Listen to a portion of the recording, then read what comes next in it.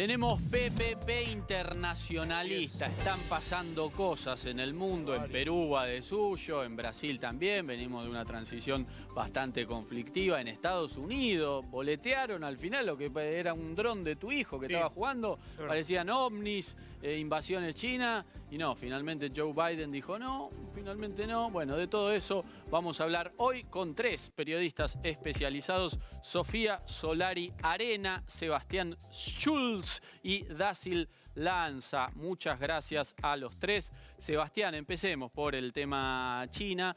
¿Qué fue lo que pasó? ¿Fue un error de Estados Unidos? ¿Esto tensa aún más esa relación conflictiva, esa carrera comercial y por la geopolítica, por el dominio del mundo que se están jugando Estados Unidos y China? Bueno, digamos que sí, que por lo menos lo que se ve es que en este 2023 arrancó, digamos, profundizando un poco las disputas que existen a nivel internacional, las disputas de poder. Hay una decisión de Estados Unidos de profundizar la batalla con China y creo que un poco este asunto de los drones, de los globos, viene un poco por ahí y que tiene que ver con generar una narrativa internacional, por lo menos en Occidente, contra China. Y creo que lo de los globos tiene que ver con eso, digamos, porque, a ver, si uno lo mira a simple vista, que China utilice globos meteorológicos para generar un espionaje contra Estados Unidos, digamos, globos que se veían a simple vista de tierra, era un poco raro. Era raro, ¿no? Una cosa que larguemos nosotros, un par de globos ahí, y otra que los chinos... Sí. Ahora, igual Biden dijo que quiere hablar, digamos, que quiere negociar con Estados Unidos. Bueno, ahí es donde China, uno tiene que analizar y ver cómo se desarrolla y cómo se da esta llamada, si es realmente una estrategia de Estados Unidos de tensar y negociar, o, digamos, podemos visualizar alguna fractura al interior del propio establishment norteamericano. Tengamos en cuenta que esto ya pasó el año pasado, no sé si se acuerdan, con la visita de Nancy Pelosi a Taiwán, que el propio Biden dijo, esto es una decisión de Pelosi, no es algo promovido desde la presidencia. Es raro, es como que Massa vaya a Brasil y Alberto Fernández diga, no, yo ni idea, no sabía, la verdad que no me comentó. Ahí igual desde el origen, digamos, del reconocimiento de Estados Unidos al gobierno de China como un solo país, es decir, Taiwán como parte de China, en la década de los 70, de ahí en adelante, es una ambigüedad estratégica, es el concepto que utilizan normalmente, y bueno, en parte podemos ver otra instancia más de esa ambigüedad que tiene que ver con, bueno, no se sabe en qué momento intervendría Estados Unidos para ayudar a Taiwán. Y si proyectamos un poquito esa carrerita que se están jugando Estados Unidos y China, ¿qué ven en el mediano plazo, digamos?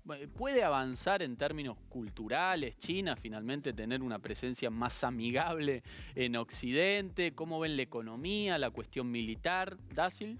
Bueno, en realidad lo que se puede ver ahora es un intento de desacople en realidad entre las dos potencias que vienen, digamos, conviviendo con cierta convivencia, pero hay una pérdida relativa, digamos, de la hegemonía de Estados Unidos. Recordemos, fin de la Guerra Fría, Estados Unidos es el país hegemónico, la única potencia. El tema es que China viene creciendo y viene creciendo a un ritmo impresionante.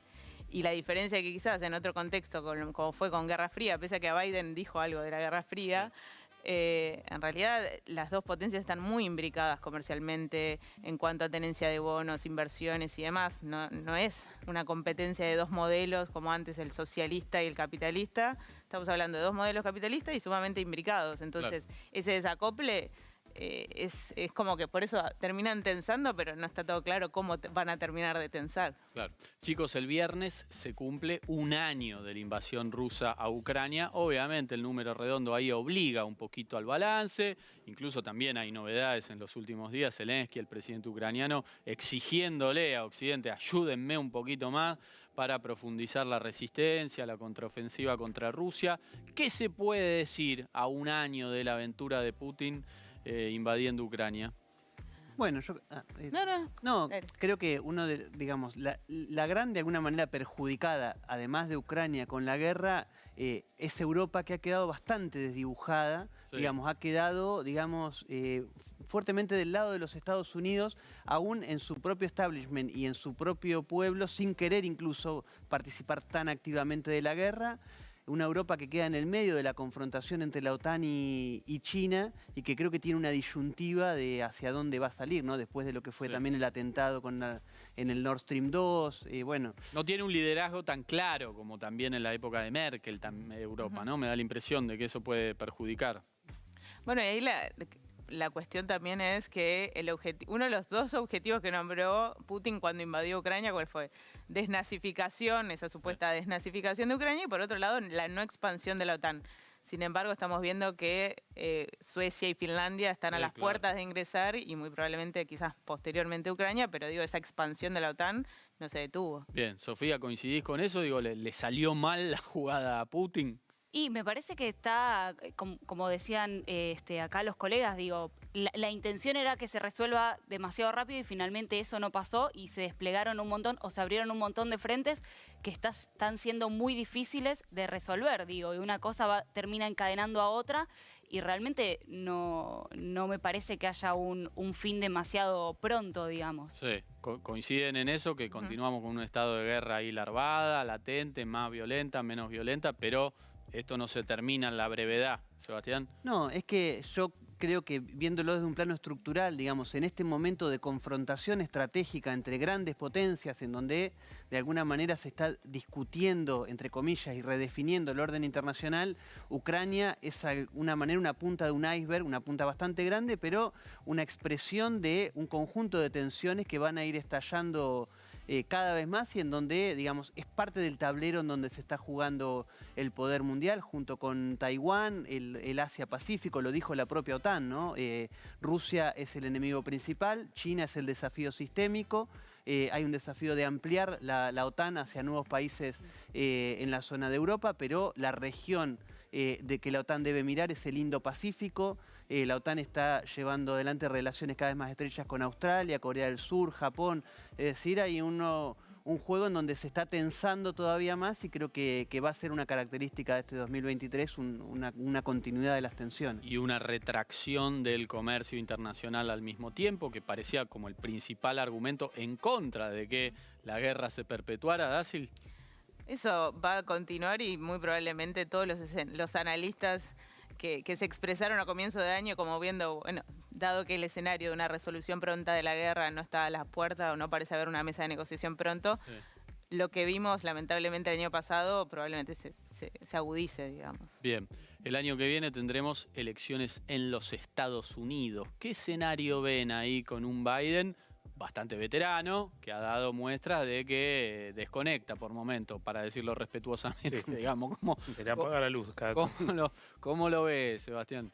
No, a ver, creo que van a ser centrales las elecciones, digamos, ya está haciendo ahora la disputa interna, por lo menos yo leo que hay una fractura al interior del establishment norteamericano, creo que hay varios poderes jugando tanto en el Partido Republicano y en el Partido Demócrata, y creo que la imposibilidad de alcanzar acuerdos estratégicos es un poco una de las causas de la crisis de hegemonía de los Estados Unidos, de la imposibilidad, digamos, de alcanzar un gran acuerdo nacional, porque hay claramente dos proyectos enfrentados al interior de los Estados Unidos, uno que promueve una globalización, digamos, desde las finanzas, otro que promueve una nueva vuelta a un siglo americano, es decir, a Estados Unidos como el hegemón, digamos, incorporando a América Latina en una nueva doctrina Monroe, y creo que en eso que nosotros vemos en la disputa entre Biden, Kamala Harris, Clinton versus Trump, los Bush, los Ted Cruz, digamos, el ala dura del Tea Party,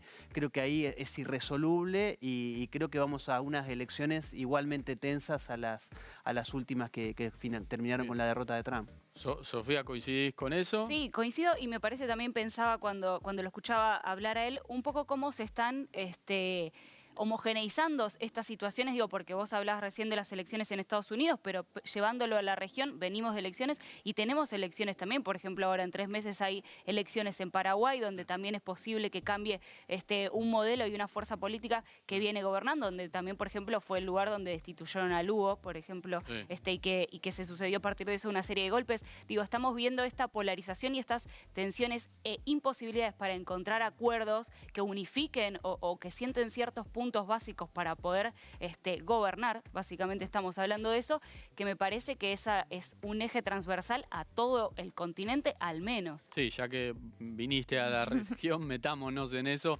En Perú naturalizamos ya un poquito el caos. Es terrible. Más de 60 muertos. Dina Boluarte se resiste a abandonar el poder después de la destitución de Castillo. ¿Qué está pasando ahora? Se resiste, pero igual también hay que mencionar que a partir de ayer, si no me equivoco, empezó a tener diálogos con los principales referentes políticos, ¿no?, al interior de Perú. Y ahora en este mismo momento están pasando dos cosas. Por un lado, primero aprobaron que siga su cauce la denuncia constitucional contra Pedro Castillo, sí, ¿no?, principalmente por tráfico de influencias, contra él y contra 2 o 3 de los que fueron sus ministros. Y también están votando, están decidiendo en comisión, y hay que ver dentro de un rato finalmente qué termina pasando con eso, si extienden la legislatura que terminaba hoy, si la extienden hasta mañana, para poder votar, adelantar las elecciones para 2020. Ese es el reclamo de las calles. En las movilizaciones que estamos viendo desde el 7 de diciembre, cuando destituyeron a Pedro Castillo, es eso, es convocar a elecciones, y también algunas partes sostienen llamar a una asamblea constituyente y renovar todo. Ese es un poco el escenario en Perú, donde cada uno también tiene su juego y sus intereses, y no están todos de acuerdo en ese mismo propósito, pero bueno, hay que ver finalmente qué sucede. Bien, Dacil, ¿cuál es el malestar que hay en Perú, ¿no? Un país tan raro, digo, porque tiene una macroeconomía bastante estable desde aproximadamente 20 años y un problema político crónico. ¿Qué pasa? ¿Qué ves ahí? Bueno, pero recordemos que cuando asumió Castillo, digamos, él va a un balotaje y no llegó a 20% de los votos, o sea, era un escenario de hiperfragmentación que no es nuevo. Recordemos, son 6 presidentes en los últimos 7 años, digamos, es un escenario que, digamos, la institucionalidad no logra traducir muchas demandas sociales, y más allá de los índices económicos, lo tuvimos a Chile también, el tema de, bueno, como modelos económicos, y sin embargo no expresan esas grandes variables, quizás las desigualdades que hay en la región. Y por otro lado también habla de un escenario regional donde muchos gobiernos llegan, y esta pregunta de si hay o no gobierno o nueva ola de gobiernos progresistas, pero llegan sin apoyo del Congreso. Lo vimos en Chile, lo vimos en Colombia, Brasil, y que con mayor o menor pericia los líderes van intentando hacer, digamos, algún tipo de trazar alianzas. Petro le va mejor, a Castillo no le fue bien. Entonces... Sí, parece haberse terminado el proceso de gobiernos muy fuertes en los votos, digamos. O sea, de grandes mayorías ya pareciera no existir eso en ningún lado. Sí, me parece que ese es el escenario, y cada vez hay menos tiempo, digamos, los testeos de gobernabilidad empiezan a aparecer más rápido, y ahí eso, por ejemplo, es algo que me parece que sirve como ejemplo en Colombia, y que se usó también acá en el 2019 cuando el Frente de Todos ganó, que Petro avanzó muy rápido con ciertas reformas fundamentales, estructurales también, que había prometido en campaña, como por ejemplo la tributaria. Creo que pasaron 4 o 5 meses, no me acuerdo si fue en diciembre del año pasado, que la aprobó. Ahora presentó en los últimos días otras 2, una de salud y una de pensiones, y ya ahí empiezan a aparecer las fracturas al interior de su propio gobierno y de su propia coalición, que si bien tienen buenos números en el Congreso, no sé, hay que esperar también. ¿Y hacia dónde puede ir? Porque ya hay protestas en la calle en Colombia. ¿Desborda, digo, entra en esa tónica Petro de gobiernos inestables, o la puede surfear? Bueno, para mí está justamente en ese proceso. Las protestas fueron en contra, pero también hubo de apoyo. O sea, el día que él anuncia las 3 medidas, también la laboral, llamó a las calles y lo acusaron por eso de populista o algún tipo de cuestiones de hablarle directamente a la población y demás, pero a ver, el año pasado, o sea, Petro no tiene ni un año de gobierno. El año pasado logró pasar un montón de sus reformas claves, incluida lo de la paz total, y está en proceso. Esta semana empezó las negociaciones con la guerrilla, la mayor guerrilla que está activa todavía, es el ELN. Tiene una base de legitimidad todavía y no se sabe. Ahora, es verdad que las tensiones ahora con estas 3 reformas son muy estructurales, cuestionan bastante el modelo uribista de los 90, con una mayor presencia del Estado en áreas muy sensibles como la previsional, la laboral y ahora se me fue la de salud. Sí. Y Lula que empezó mal, digo, empezó con conflictos en las calles, una especie de sublevación contra los tres poderes, se reunió con Biden, me parece que ahí hay un ensayo de alianza estratégica muy interesante, un Alberto Fernández que estaba pidiendo turno para que lo recibiera el presidente, no pasó nunca, no pasó. asume Lula y a los pocos días tiene la reunión. ¿Cómo lo ves, Sebastián? Bueno, Brasil es un país que es estratégico en América Latina, eso lo sabe todo el mundo, es un país que es miembro del BRICS, también es un país que Estados Unidos mira muy de reojo y creo que Bolsonaro de alguna manera fue uno de los que más sufrió la derrota de Trump en Estados Unidos. De alguna manera el cambio de correlación de fuerzas en el país también tuvo impactos en la región, digamos con la asunción de Biden hubo una merma del apoyo norteamericano por parte de algunos líderes conservadores digamos, líderes progresistas o nacional populares que llegaron al poder acompañados un poco por parte del establishment económico, con mucha cercanía con los demócratas y mucha cercanía con Biden, digamos, el vicepresidente de Lula, digamos, Almin, es un poco expresa eso. Claro. Era lógico que Lula asuma y, digamos, se junte con Biden porque hoy Brasil necesita de ese apoyo para sortear la falta de apoyo en el Congreso o de algunos miembros que todavía, digamos, de algunos sectores económicos que todavía apoyan a Bolsonaro. Lula de alguna manera hoy asume condicionado, tanto por el lado de Bolsonaro como por el lado de los sectores más proclives a un acuerdo con Biden y deberá surfear un poco en esos condicionamientos para poder llevar adelante algún tipo de política como la que se propone el PT, sabiendo que si se descarrila un poco pueden volver los ciclos de movilización. Una palabra final sobre el terremoto en Turquía, Siria, miles de muertos. ¿Hay algo que se pueda decir en términos políticos, más allá de catástrofe natural? Hay elecciones este año, Sí. Va por su sexto intento de reelección Erdogan. Sí. Y ahora, bueno, lo visitó el titular de la OTAN, Jens Stoltenberg, y justamente porque, recordemos, la OTAN tiene la posibilidad, hasta ahora viene vetando el ingreso de Finlandia y Suecia a la OTAN. Sí. Es el único país que se venía oponiendo y hay que ver si a partir de ahora necesitar ayuda, y en un año electoral, recordemos, va a necesitar mano de afuera o no. Esa me parece un poco... Interesante. Sofía, ¿algo brevísimo? Sí, me parece que es bastante legítimo ese comentario. Después, ¿cómo va a terminar o cómo van a resolver la situación humanitaria, tanto en Siria como tanto en Turquía? Ya hay bastantes misiones que fueron, hicieron lo que podían hacer y se devolvieron, digo, pero todavía es una situación que están encontrando cuerpos, digo, ¿cómo se van a reestructurar y a rearmar después de eso? Bueno, hay que ver también las posibilidades políticas de cada uno de los dos países. Sofía, Dácil, Sebastián, muchísimas gracias a los tres. Peloteadito, pero sumamente interesante y rico. Corte y venimos.